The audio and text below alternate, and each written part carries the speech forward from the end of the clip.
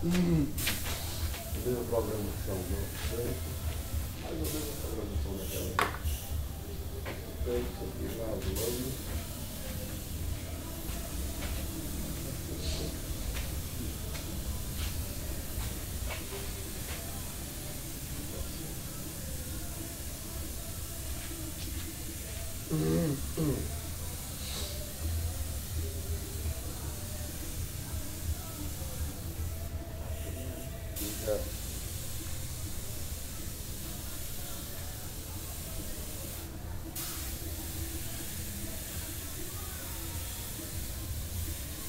Você dá menos, eu tenho identificação.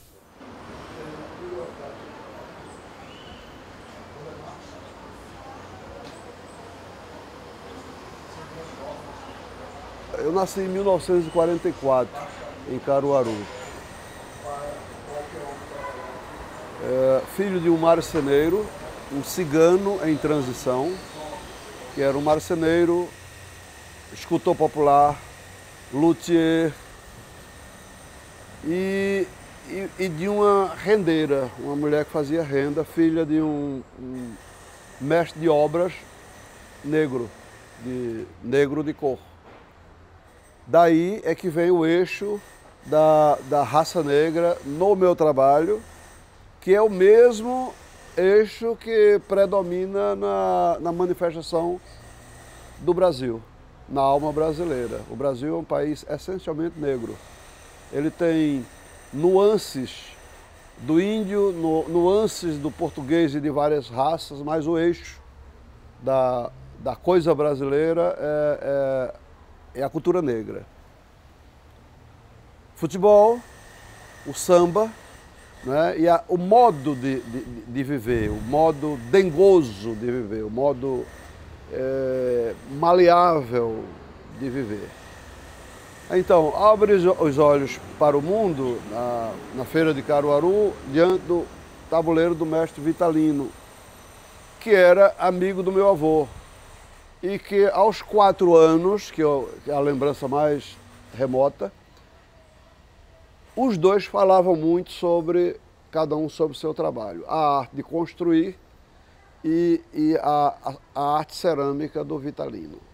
Essa afinidade é porque os dois tomavam uma caninha juntos e um papo longo e etc. Então, para mim, a minha grande influência, do ponto de vista externo, foi o Vitalino. Porém,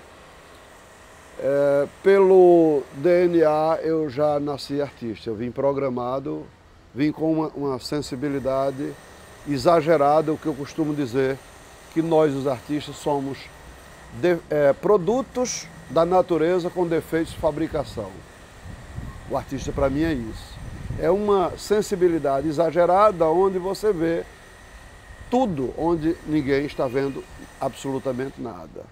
Então, em Caruaru, nesse primeiro período, eu me lembro de ter feito alguma coisa, de pegar barro na beira do rio e pedir a minha tia para um bolão de barro e fiz alguns cavalinhos e etc. A primeira vez que isso aconteceu, o meu avô, quando chegou do trabalho, que encontrou uma porção de cavalinhos feitos, ele pronunciou uma palavra que para mim ainda é a mais estranha. Ele disse para minha tia: minha filha, ele é um artista. Eu não sabia se isso era bom ou ruim, se ia levar uma surra por conta disso, ser artista ou não ser artista. Mas a palavra, ainda hoje, ela continua sendo estranha. Porque nós trabalhamos, nós, os verdadeiros artistas, o predestinado. Essa é a grande diferença. Aí alguém, até no âmbito de vocês, alguém diz assim: não, a partir da próxima semana eu vou fazer pintura, eu vou fazer escultura. Faz, pode esculpir e pode pintar, mas não vai se expressar. É diferente. Quem se expressa é o artista.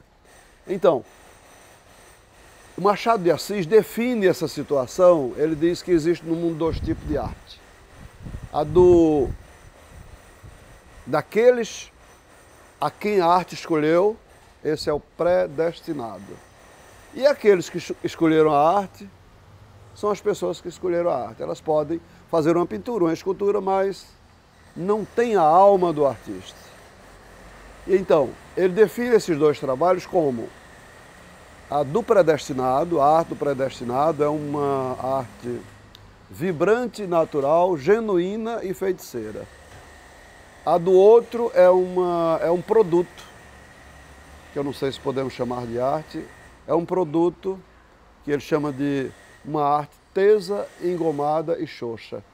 Tem uma postura do Einstein que eu gosto, e ela serve muito bem para tudo, principalmente para o artista, onde ele diz: do mundo dos fatos, nada contribui para o mundo dos valores. O mundo dos fatos é o sucesso.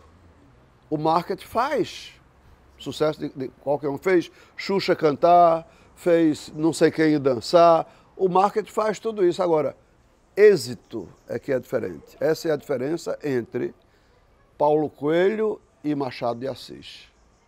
Um é sucesso e o outro é êxito. Paulo Coelho está no mundo dos fatos, Machado de Assis está no mundo dos valores. É uma imagem blindada que não tem quem destrua. Para aqueles que pensam em fazer uma obra de arte, eu diria que a palavra que está na base de toda a arte é caridade, doação, servidão, compaixão, tudo no sentido da doação. Tudo no sentido da doação. E que a arte, em nenhum momento, ela existe para me servir. Eu sou dela instrumento. Isso eu ouvi do professor Bardi, a primeira vez que eu entrei no MASP, tinha uma exposição nossa montada no MASP, e eu fui conhecer o professor Bardi. Mas eu nunca tinha visto uma foto da Avenida Paulista, nem do MASP, nem coisa nenhuma. Tudo aquilo foi estranho para mim. Descer de Congonhas, aquele aeroporto horrível, onde você o avião já dá curva para não cair naquela pista embaixo, sair dali para a Paulista. E tinha uma grande exposição nossa montada no MASP, já montada no MASP. E fomos para conhecer o professor Bardi. E aí ele me chamou e disse: olha, você é um predestinado, mas isso não te enaltece em absolutamente nada. Não quer dizer nada, você não é mais do que ninguém. Pelo contrário, o que você tem que entender é que a palavra servidão irá lhe acompanhar a vida inteira. Você está no mundo para servir e não para ser servido. E essa postura é que eu entendo que é do artista genuíno, é de usar o instrumento e o campo ainda limpo de algumas manifestações de arte, porque o mercado de arte tomou conta disso tudo, de fazer alguma coisa verdadeiramente para transformar o mundo. A minha ligação com Ariano Suassuna, está aí na cidade um monumento à Pedra do Reino. Assim o assado, a minha obra mais importante até então. Temos um outro monumento desmontado e aguardando vez para ser montado em Niterói. É um monumento à arte, e que é um monumento que toma a água, que é o sentido da palavra Niterói, a água que se esconde, a água como modelo, mas é um monumento, é uma homenagem à arte de um modo geral. Mas no Ariano, o que foi? Ariano foi o estopim, foi o ponto de partida, né? Porém, o grande homenageado é o artista brasileiro, a arte brasileira e, sobretudo, a cerâmica do Nordeste. Porque, para mim, sempre que eu passo ali, eu entendo aquilo como um tabuleiro de cerâmica, como se fosse aquele pequeno tabuleiro do Vitalino que nós falamos no início dessa entrevista, né, onde eu via tudo aquilo, aquele tabuleiro Vitalino. Para mim é aquele tabuleiro ampliado e transposto para João Pessoa, onde nós alteramos o nariz da cidade. Alguém chegou em uma casa e bateu palma e pediu água. Aí saiu uma mulher com a barba enorme. Aí eles: é a senhora, a mulher barbada? Ela disse: imagina, a mulher barbada é minha irmã, está lá dentro. Maria. Aí Maria chegou com a barba que batia na cintura. É isso que eu quero dizer sobre a arte de Hermano José. Se o nosso trabalho tem algum significado, o trabalho de Hermano José tem muito mais. Porque ele me acolheu na minha adolescência, apontou caminhos, abriu uma biblioteca para mim, me deu acesso à sua biblioteca, né, onde pela primeira vez eu vi os grandes mestres, né, sobretudo a pintura de El Greco, que foi o meu grande estalo na pintura, o meu grande encontro com a pintura foi através da arte de El Greco. E Hermano, durante todo esse tempo, ele nos acalentou, nos aqueceu e nos orientou e continua sendo o mestre, não só meu, mas de todos os artistas, não só da Paraíba, mas como do Nordeste do Brasil. A minha cultura foi uma cultura autodidata, porém bem administrada por alguns mestres, a quem eu tenho uma gratidão enorme. Mas e por que não entrar mesmo direto na universidade e não sair de lá com um diploma? Porque era tão difícil viver de obra de arte. Se eu tivesse um diploma, na época eu teria corrido da arte. Porque todas as propostas viriam em cima do diploma, né? Propostas comerciais. Aí eu fechei todas as saídas e disse, num diálogo entre mim e a arte, ou língua ou beijo. Ou eu faço ou morro de fome. Não tem saída. Aí mergulhei infinitamente na coisa. Tive a sorte de vir trabalhar, quando cheguei aqui antes da universidade. Quando eu vim, já vim para um fórum onde tinha um mestre da pintura chamado José Lira. Esse homem é de uma importância enorme, porque ele foi um retratista a nível de Goya ou Velázquez, onde ele era, durante a semana, um fotógrafo na Rua Peregrino de Carvalho, ali perto do Terceirão. Cabo Branco, Clube Cabo Branco de um lado e o foto dele do outro. Ele era um fotógrafo durante a semana e aos domingos ele pintava retratos extraordinários, paisagens extraordinárias. Foi o meu mestre de pintura. Lira foi esse que me deu as bases da pintura, saber o que é fazer uma pintura, levantar uma pintura. Aí com esse eu aprendi muita coisa. 1979, eu saí daqui com Flávio Tavares num ônibus semileito da Itapemirim, com a passagem de ida. Nos deslocamos para o apartamento de Hermano José, que eu conheci nesse foto lá, que foi o grande mestre, continua sendo o grande mestre de todos nós. Hermano José, essa figura, eu acho, no campo das artes plásticas, a figura mais importante do século. Você pode falar, por favor, como é que você teve o primeiro contato com a arte, como é que você começou a trabalhar com isso? Meu primeiro contato com a arte foi com a natureza, porque eu tive a sorte de ter nascido no interior e só ter vindo para cá com 11 anos. Então eu nasci no município de Serraria, no engenho, muito verde, muita água, muita montanha, muita natureza muito presente, né? De lá saí com 8 meses para Caiçara. Né? Caiçara tinha um rio maravilhoso que ainda está lá, enche só de vez por outra, não sei se vocês conhecem Caiçara. Fui em Mataú, né? Tem uma pedra gigantesca lá atrás da minha casa, chama Pão de Açúcar, tem 250 metros. E aquilo ali eu acho que me marcou. O rio era para mim o efêmero que passa, né? Que está sempre indo, né? Bem atrás de casa, ele ficava muito largo, né? Está perto do mar já. E a pedra enorme é o que fica, né? Que não muda. Essas duas coisas que é a natureza, acho que me marcou. Quer dizer, fora isso, as manifestações populares, as festas, que naquele tempo havia mais no interior de religiosas, missas cantadas, havia cultos religiosos na rua e havia os pavilhões na cidade, por eles que acabaram com todos, né? Toda a cidade tinha uma banda de música, meu pai era chefe da banda de música, apesar de ser coletor federal, ele foi educado aqui no Marista interno, tocava bem piano, tocava vários instrumentos, tocava no órgão da igreja, eu ia para a igreja, para o coro, ficava junto, o menino, ouvindo ele tocar no órgão, minha mãe cantava, quer dizer, eu tive a natureza e em casa as pessoas, como meu pai, que era um artista do lado da música, né? Não sei se isso influencia, mas acho que sim. Eu não vivi de arte nesse caso, no meu tempo, na década de 30, eu vim para cá, no fim de 30, ninguém vivia de arte, né? A maioria dos artistas eram fotógrafos. Lira, que fez esse retrato meu, eu tinha uns 27 anos, foi Lira que pintou. Ele ajudou muita gente também, porque ele pintava na frente de todo mundo, não tinha mistério, quem não sabia de nada, eu já tinha uns 20 e poucos anos, via ele pintar, aprendia muito com ele. Fora da natureza, tinha Lira. Agora, eu era do Banco do Brasil, né? Pintava só no sábado e no domingo, só tinha sábado e domingo para pintar. Quer dizer, minha produção de pintura não é grande porque eu não tinha muito tempo.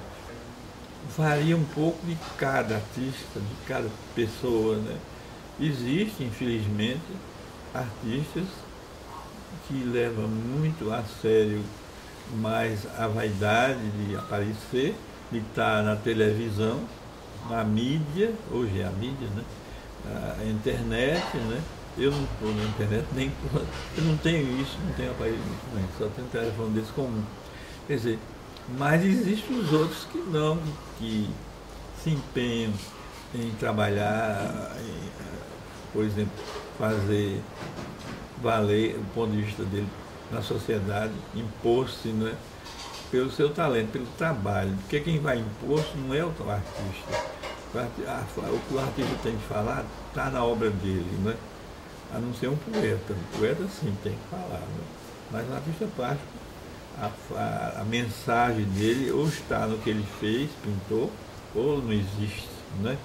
A técnica não interessa muito, não é a técnica que vai definir a mensagem que o artista vai dar. O que vai definir a mensagem do artista é o que ele tem para dizer.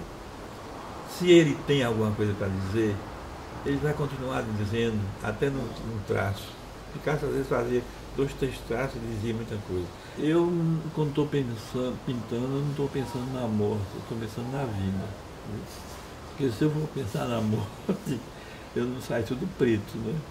Eu prefiro esquecer a morte quando estou fazendo alguma coisa de arte, a não ser escrevendo sim. Eu tenho intenção de publicar um livro de poesia, e aí a morte está muito presente, que é a palavra, né? Mas na pintura, nunca quis pintar a morte, nunca quis pintar a coisa que representa o dramático, que a morte é dramática, né? Sempre será, né? Não quero, prefiro você ver aí, não tem mais corpo, né? O nome dele, Fred Zenz. Ele mora aqui? Mora aqui. Ele é de dinamarquês, por aí, mas foi meu aluno da universidade. Ele tem um trabalho muito estranho, né? Você conhece alguma coisa dele, às vezes até espanta um pouco, é muito expressionista, mas tem uma cor muito boa, né? Ele tem muita força, é um desses mais da última camada que está aparecendo. Eu tenho exatamente 39 anos de arte, né?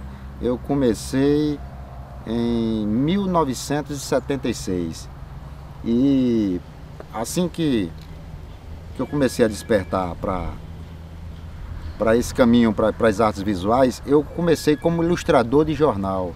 Então fui um dos primeiros ilustradores do Correio das Artes aqui. Eu trabalhei 10 anos no jornal União, nos anos 70, só ilustrando contos e poemas de autores importantes. E isso foi muito importante para mim, porque me deu a oportunidade de eu ter contato não só com os grandes escritores brasileiros, como também com os grandes poetas brasileiros.